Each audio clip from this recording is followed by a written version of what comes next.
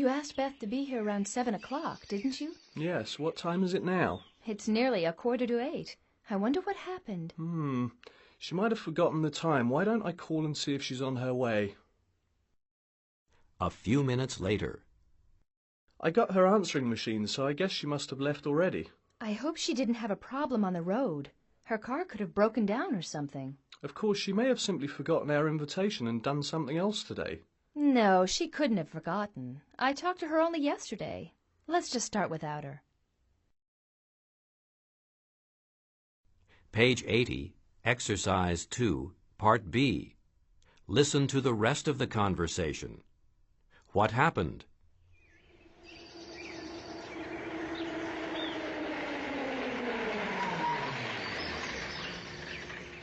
Oh, here comes Beth now. Hey guys, sorry I'm late. I had an emergency. Oh, nothing serious, I hope. Well, kind of. It was Sally. Sally, your dog? What happened? Well, I was just about to leave when she started acting strange. Then she just passed out. Oh my gosh. I panicked. I thought she had died at first. I had to rush her to the vet. But is she okay? She's so cute. I hope she's all right. Yeah, she's going to be fine. The vet said it was some kind of virus, so he gave her an injection, and I had to leave her with him. I'll go by later and pick her up. Oh, but guess what? What? She's going to have puppies. Congratulations, you're going to be a grandmother. Very funny, Bill. Yeah, Bill, very funny.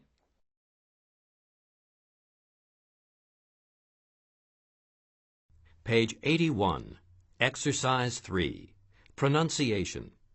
Reduced forms in past modals. Part A. Listen and practice. Notice how have is reduced in these sentences. He may have forgotten the appointment. She must have had a problem on the road. Page 81, Exercise 3, Part B. Listen and practice. In sentences like these, not is usually not reduced. He may not have remembered. She must not have caught her bus. Page 81, Exercise 4, Grammar Focus. Past modals for degrees of certainty. Probability. She must have left already. She must not have wanted to come. She couldn't have forgotten the party. Possibility. She may have forgotten our invitation. She might have forgotten the time. Her car could have broken down. She may not have wanted to come. She might not have remembered the time. Page 81, Exercise 5, Listening. Jumping to conclusions. Part B. Listen to the explanations for the two events in Part A and take notes. What did happen? How similar were your explanations? 1. Boy, did you hear the explosion this morning? I bet half the city heard the boom. A lot of people must have thought it was a bomb. Those guys from the demolition company sure did a good job. The whole building came down with only one blast. It only took them a few seconds to reduce the school to this. And once the site is cleared, they'll be able to start work on building the new school. You can be sure it will be a lot nicer than the old one.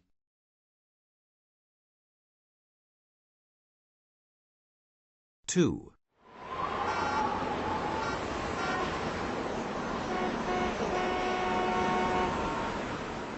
I'm so embarrassed. I can't imagine what people must have thought when they saw me out on that ledge. See, my cat had gone out the window and was too scared to come back in. He was just sitting there on the ledge crying. I knew I had to go out and get him. So I crawled out the window and picked up the dumb cat. I crawled back, put him inside, and was about to climb back through the window myself when it slammed shut and locked. What a nightmare! I called down to some people in the street for help, and the fire department had to come to get me down.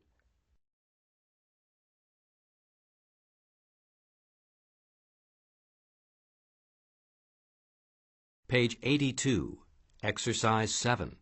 Conversation. Part A. Listen and practice. How was your dinner party? I think it went pretty well. People really seemed to enjoy themselves. That's good. Yeah, but we shouldn't have invited my wife's boss again. We can never get him to leave. Really? How late did he stay this time? Until 2 o'clock in the morning. And we both had to get up early the next day. Oh, he shouldn't have stayed so late. That was really inconsiderate. You should have asked him to leave earlier. Well, it's pretty difficult to do that to your wife's boss.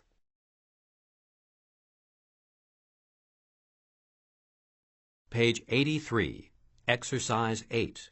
Grammar focus. Past modals for opinions and advice. He should have left earlier. He shouldn't have stayed so late. I would have asked him to leave. I wouldn't have stayed so late. He could have been more considerate. You could have reminded him of the time. Page 84, Exercise 10. Listening. Part A.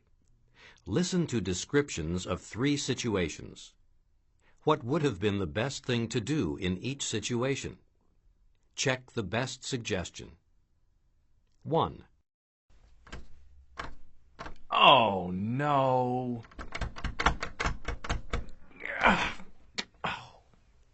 Dennis accidentally locked his keys in his car when he went shopping. When he returned to his car, he couldn't get in, so he decided to try to force the door open. He damaged the door, and it cost him $200 to get it repaired.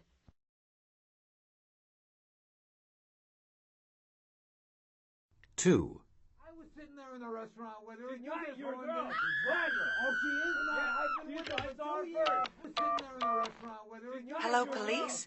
This is an emergency. Diana heard the sound of people fighting in the apartment next door. Then she heard a loud scream. She called the police, but when they arrived, it turned out the neighbors' kids were watching television and had turned the sound up very loud.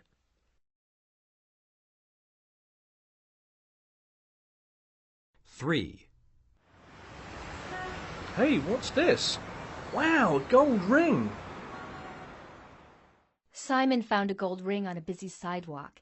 It looked like an expensive ring. He wanted to give it back to the owner, but he thought the person who lost it might return to look for it, so he left the ring on the sidewalk.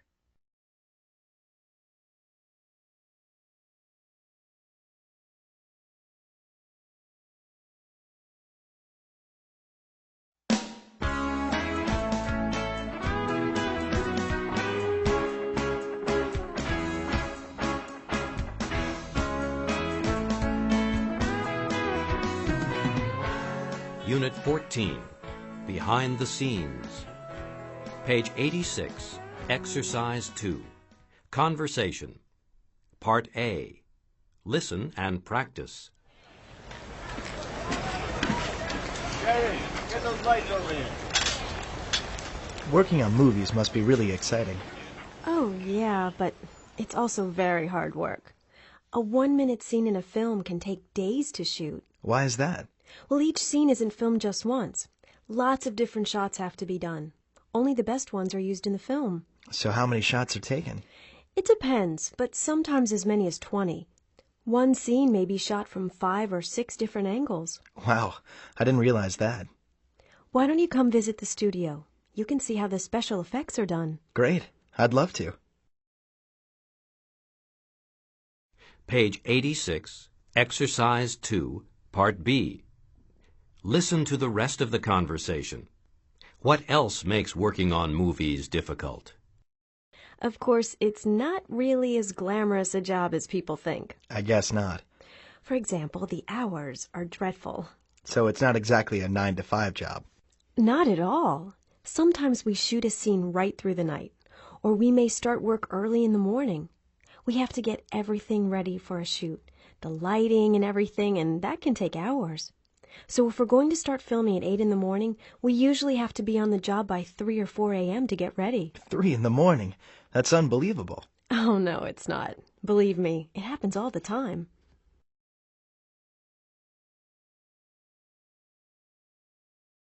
Page 87, Exercise 3, Grammar Focus. The passive, to describe process. The passive is often used to describe how something is done, used, or made. B plus past participle. Each scene isn't filmed just once. Only the best shots are used. Modal plus be plus past participle. One scene may be shot from 5 or 6 different angles. Lots of different shots have to be done. Page 87, Exercise 4. Listening. Listen to a TV producer describe what he does. Write down 2 things you learned. Welcome to another edition of Behind the Scenes, the show that profiles fascinating and perhaps somewhat misunderstood jobs and the people that do them. I'm Rita Roberts. Our guest today is Scott Jasper, a local TV producer. Hello, Scott. Welcome. Hi. Thank you for inviting me, Rita. Let me begin by saying that I asked a few people what they thought a producer does, and I was surprised at all the different responses I got. Nah, yeah, you're so right. When I tell people I'm a producer, I often get a slightly confused reaction, sort of like, oh, really? Well, let's clear up the mystery. Great. First off, let me say that not every producer does exactly the same things. But I can say that they are all tired and stressed out, but probably love their job. For myself, I can tell you that my job allows me to be in charge of things and at the same time work as part of a team. There's a lot of responsibility to this job, too. I have to see that everything is done correctly, on time, and within the budget. Most people probably think of the producer as the money person. Is there a creative side to the job, too? Oh, absolutely. For example, I do research and think up ideas for shows with the writers. And then I work with the directors and the performers. You have to have a strong personality to be a producer. You have to be in charge of everyone, get them to do what you want, but you still have to be nice to them. Well, that can't be easy. Oh, no, not at all.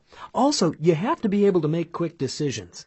And if something you thought was great isn't working, you can't waste time. You have to let it go and start again. This isn't the job for someone who is indecisive or hates being under pressure. I love the excitement and the opportunity to work with very interesting people. Well, this has been very informative, Scott, but I'm afraid we're out of time. Thank you so much for being our guest today. Oh, it's been my pleasure. Speaking for Behind the Scenes, I'm Rita Roberts. Join us next week for...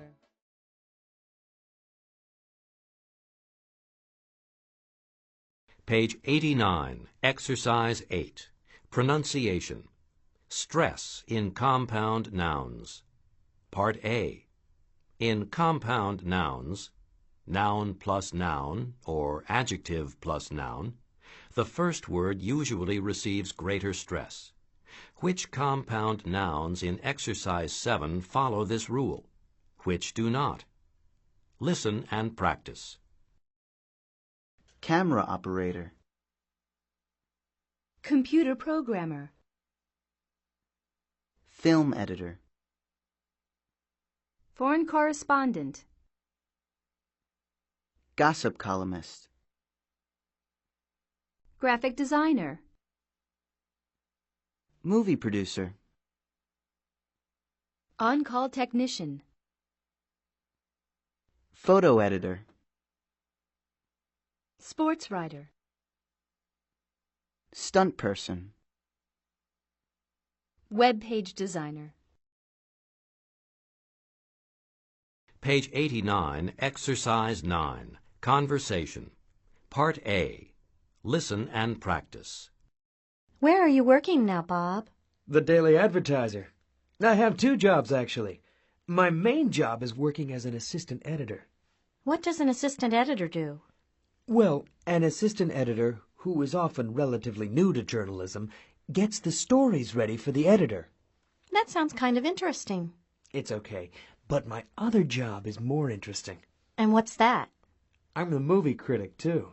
It's terrific, and I get to see all the latest movies for free. So you're the one who writes those sarcastic reviews. You don't like anything. That's me.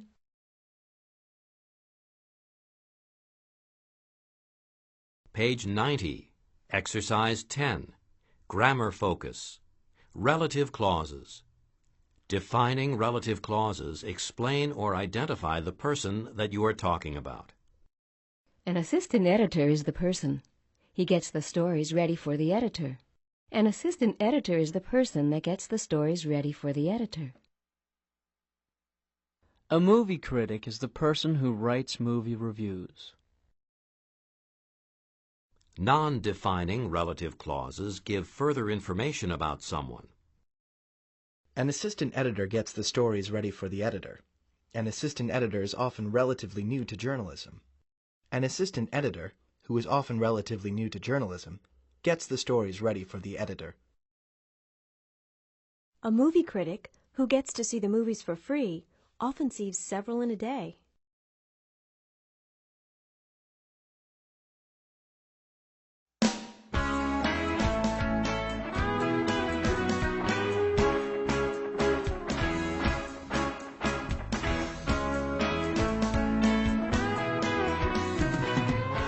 Unit 15. There should be a law. Page 92, Exercise 2. Conversation. Part A. Listen and practice. Rich, you look exhausted. I know. I didn't get much sleep last night. What happened? Remember those guys I told you about? The ones that just moved in next door? Yeah, they had another party, and the noise kept me awake all night. Well, something has got to be done. This has happened every weekend since they moved in. Yeah, tell me about it. I finally had to call the police. I would have done the same thing. They shouldn't be allowed to disturb people like that. And anyway, they should have at least invited you to the party.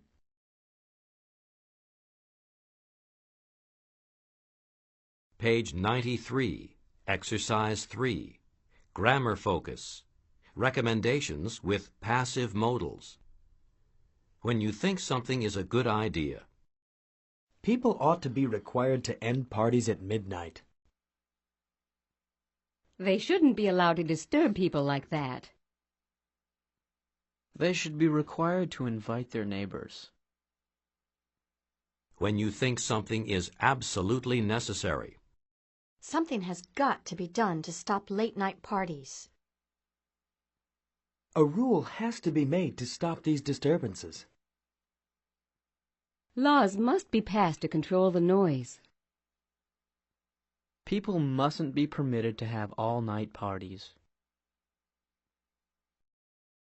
Page 93, Exercise 4. Giving opinions. People give opinions and respond to them in different ways. Giving an opinion.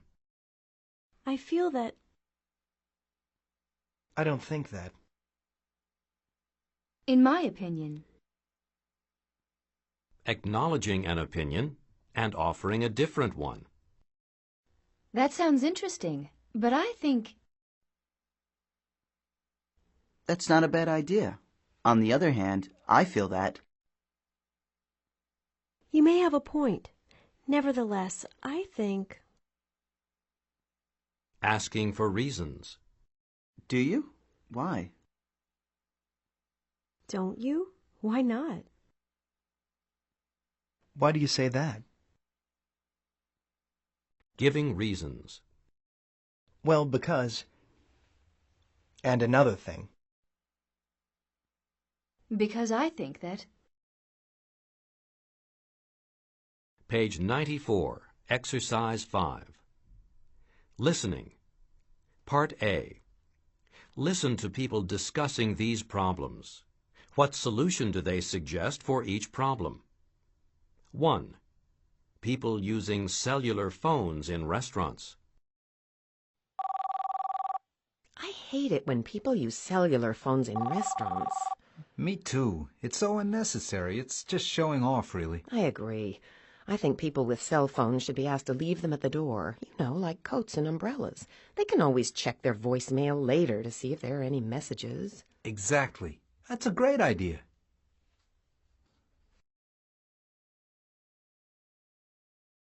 Two, car security alarms going off at night. I tell you another thing that drives me crazy. When people's car security alarms go off in the middle of the night. Yeah. Don't you hate it when an alarm wakes you from a deep sleep? It's such an awful sound, and it just goes on and on. I think people who park regularly on the street ought to be required to let their neighbors know their license plate number and their telephone number. Then, if their alarm goes off, someone can call them to come down and turn it off. Good idea. At least that way they'd be sure to get woken up, too.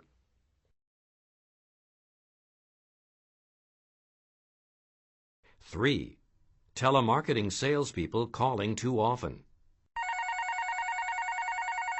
And I really hate it when people call me at home and try to sell me stuff. Me too. I think the telephone company should offer a service that automatically blocks telemarketing calls. That's an interesting idea. That way we might pay a little bit more, but we'd have peace. Right.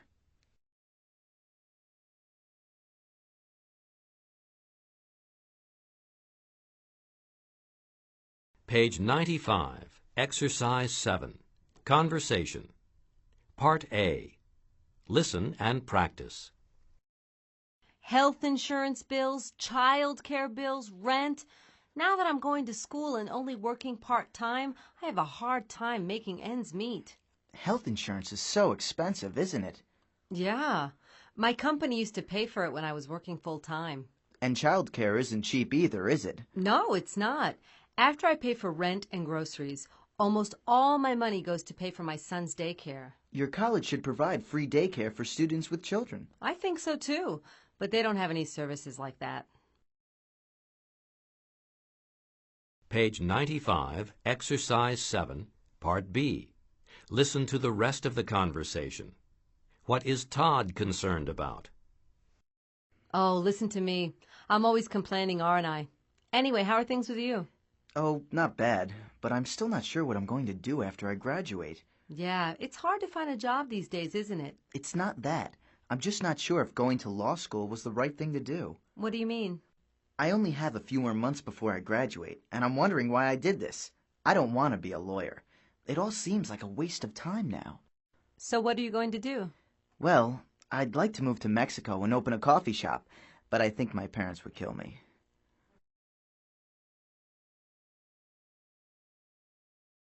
Page 95, Exercise 8, Grammar Focus. Tag questions. Affirmative statement plus negative tag. Health insurance is so expensive, isn't it?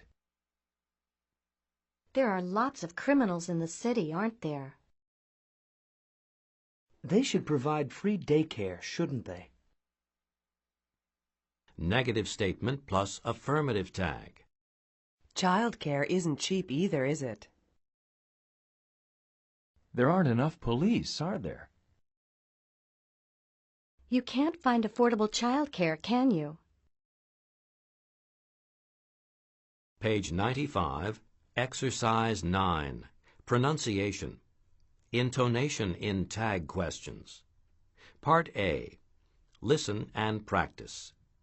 Use falling intonation in tag questions when you are giving an opinion and want to know if the other person agrees. Homelessness is a terrible problem, isn't it? They should make gambling illegal, shouldn't they? Page 96, Exercise 11. Listening. Part A. Listen to people giving their opinions about current issues in the news. What issues are they talking about? Then listen again. What opinions do you hear for and against each issue? 1. I see some students are planning to hold a protest march downtown tomorrow. Well, there's no law against protests, is there? No, no, of course not. What are they protesting about? I think they're trying to get the university to ban all research using animal subjects. Oh, yeah, I definitely support them. I hate to think of chimpanzees and other animals being used for research. It's so cruel, and it's unnecessary as well. I don't see why animals should be killed just so some professor can publish a bunch of papers and get promoted. Well, I don't think it's quite as simple as that. The fact is that a lot of advances in medical research on diseases like cancer and AIDS depend on animal research. You simply can't do that kind of research on humans, so they have to use animals.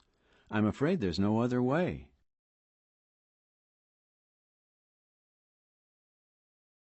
Two. I saw a really interesting program on TV last night. It talked about the types of things that record companies have to be careful with when they come out with new CDs. What do you mean? Well, they have to be careful not to offend people, especially parents of young kids who might buy a CD that contained violent content or used strong language. How can that be avoided? Well, don't you remember when that woman, some senator's wife, I think, made such a fuss over this issue? It's not really a law, but music companies are now encouraged to put a warning label on albums that describe violence or use strong language.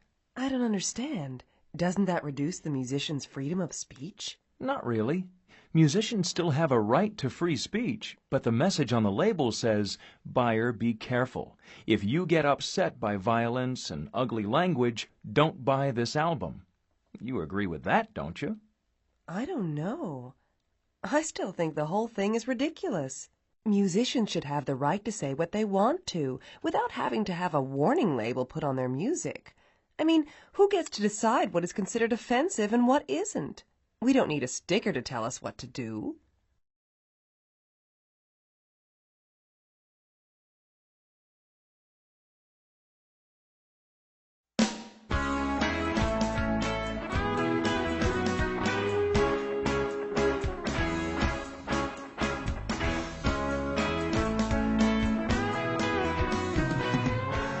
Unit 16, Challenges and Accomplishments. Page 98, Exercise 2. Conversation. Part A. Listen and practice. So, how long have you been in the Peace Corps? For about a year now. Do you enjoy it? Most of the time. The work can be extremely difficult, but it has its rewards. What's the most challenging thing about being in the Peace Corps? For me, it's finding a way to fit into a community that's very different from my own. It can be frustrating. And what's the most rewarding thing? That's easy. The most rewarding thing about being in the Peace Corps is learning about another culture. Page 98, Exercise 2, Part B. Listen to the rest of the conversation. What else does Brenda find challenging about her work? What else is rewarding? You know what I found to be one of the most difficult things? Learning the local languages. Oh, I know exactly what you mean. You know, I thought I would only have to learn one language when I came here, but I soon discovered that almost every village has a different language or dialect. I have the same trouble myself. It sometimes takes me a while to find someone who can speak English. I need an interpreter with me most of the time. That is, if I want anyone to understand anything I say. But it is one of the things that makes living here so interesting. Oh, absolutely. I think the people here are really wonderful. They're very sincere. Well, kind of shy at first with foreigners, but once you get through that, they come to accept you. Oh, yeah. I've made some wonderful friends here. Me too.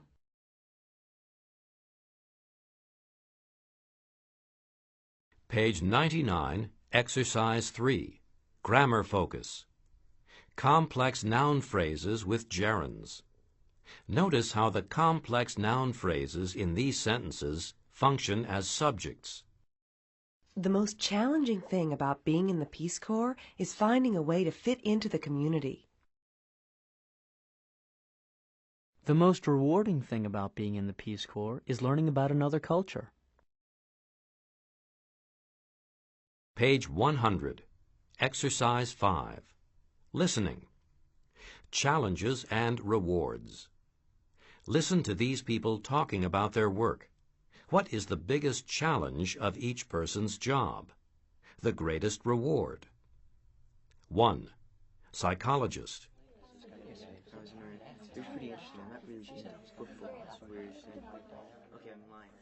Maybe the biggest challenge for me is listening to people talk about their problems all day. At the end of the day, I'm usually pretty worn out. At times, it can be depressing as well. On the other hand, I do see patients making real progress. It's great to see someone really turn their life around and get on top of a problem that they never thought they could deal with.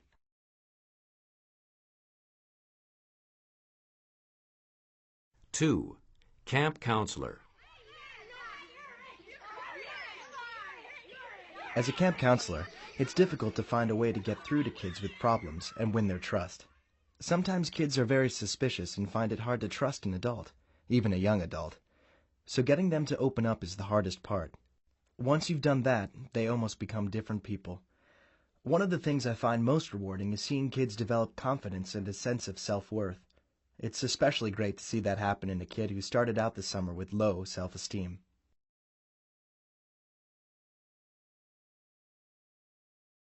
Three, firefighter.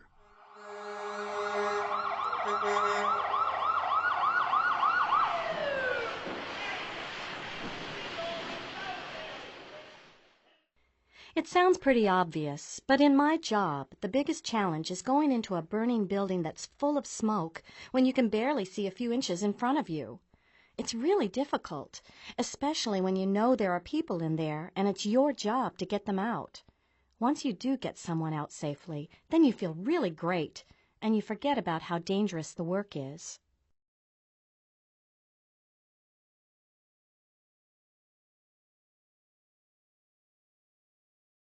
Page 100, Exercise 7, Conversation. Part A, Listen and Practice. Hey, Allison, congratulations!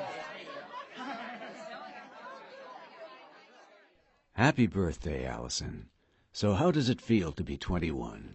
Kind of strange. I suddenly feel a little anxious, like I'm not moving ahead fast enough. But don't you think you've accomplished quite a bit in the last few years?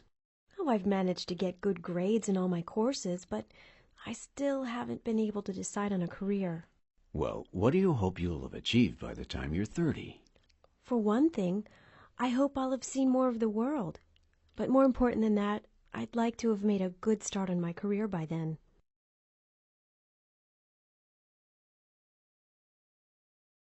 Page 101, Exercise 8, Grammar Focus.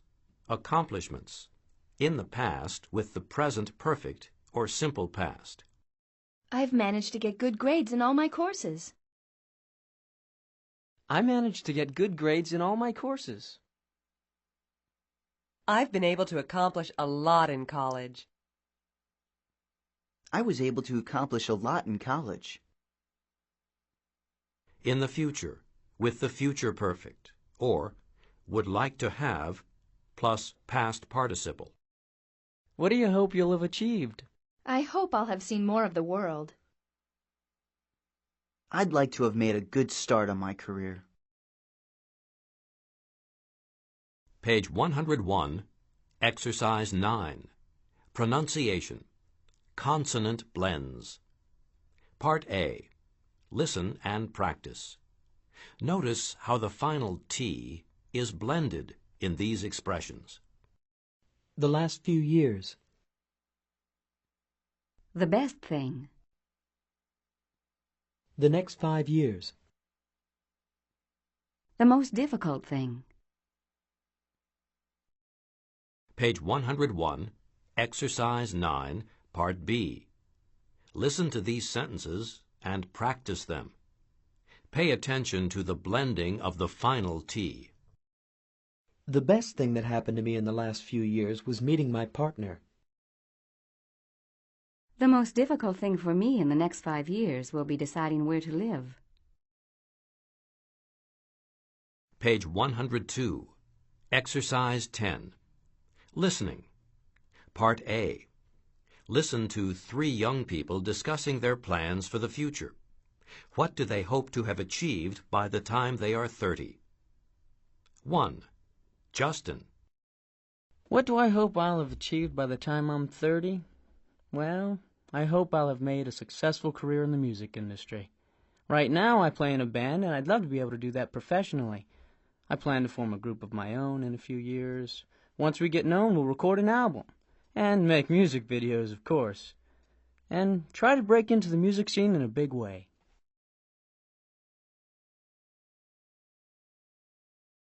Two. Sophia. I plan to be a doctor. When I've graduated from med school and finished with my interning, I want to work overseas for a few years. I'll probably work in a developing country with an organization like UNICEF. After that, I'll come back home and work in a hospital. I don't really care if I make a lot of money or not, but I do want to work somewhere where I feel I can make a difference.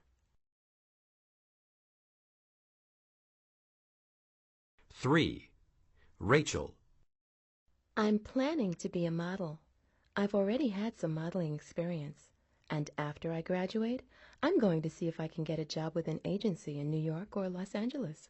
I'll probably work as a model for 10 years or so, and then I hope to start a modeling agency of my own.